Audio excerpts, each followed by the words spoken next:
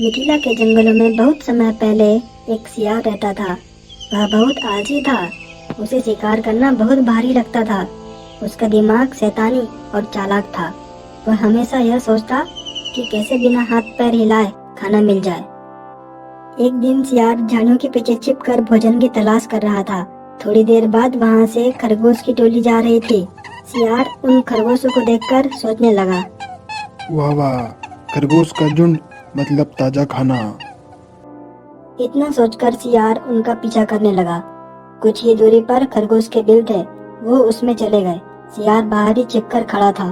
खरगोशों का शिकार करने के लिए उसके मन में एक आइडिया आया।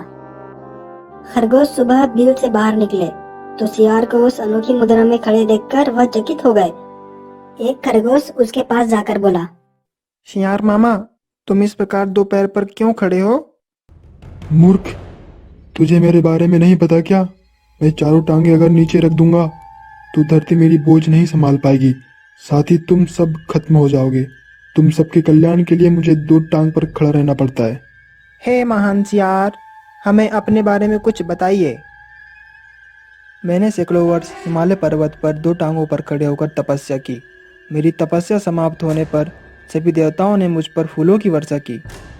तभी भगवान ने प्रकट होकर कहा कि तुम्हारे तप से तुम्हारा भार इतना बढ़ जाएगा कि अगर तुम्हारे चारों पैर धरती पर टिके हो तो धरती गिरती हुई ब्रह्मांड को फोड़कर दूसरी ओर निकल जाएगी। धरती मेरी कृपा पर ही टिकी हुई है।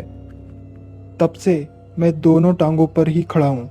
मैं नहीं चाहता कि मेरे कारण दूसरे जीवों को कष्ट हो। सियार की बातों को सुनकर खरगोश पर जबरदस्त प्रभाव पड़ा। अब सियार की ओर से उनका सारा भय निकल गया था और वो उनके पास आकर खड़े हो गए। अपनी बात का असर खरगोशों पर होता देख मक्कार सियार दिल ही दिल खुश हुआ। अब खरगोश महान तपस्वी सियार के भक्त बन गए। सियार दो टांगों पर खड़ा रहता और खरगोश भजन गाते। भजन कीर्तन समाप्त होने के बाद खरगोशों की टोलियां भक्ति रस में डूबकर अपने बिल में घुसने लगते हैं। तभी सियार सबसे लास्ट वाले 3 खरगोश को दबोच कर खा जाता है। फिर रात भर आराम करता। सुबह होते ही फिर वह खरगोशों के बिलों के पास आकर दो टांगों पर खड़ा हो जाता और अपना नाटक चालू रखता। धीरे धीरे खरगोशों की संख्या कम होने लगी। खरगोशों के सरदार की नजर से यह बात छिपी नहीं रही।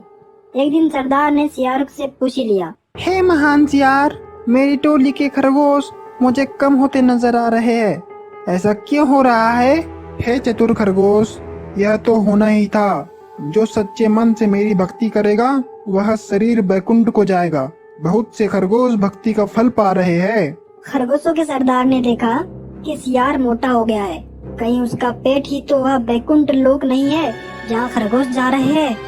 खरगोशों के सरदार ने बाकी बचे खरगोशों को चेताया और खुद उसने दूसरे दिन सबसे बाद में बिल में घुसने का निश्चय किया।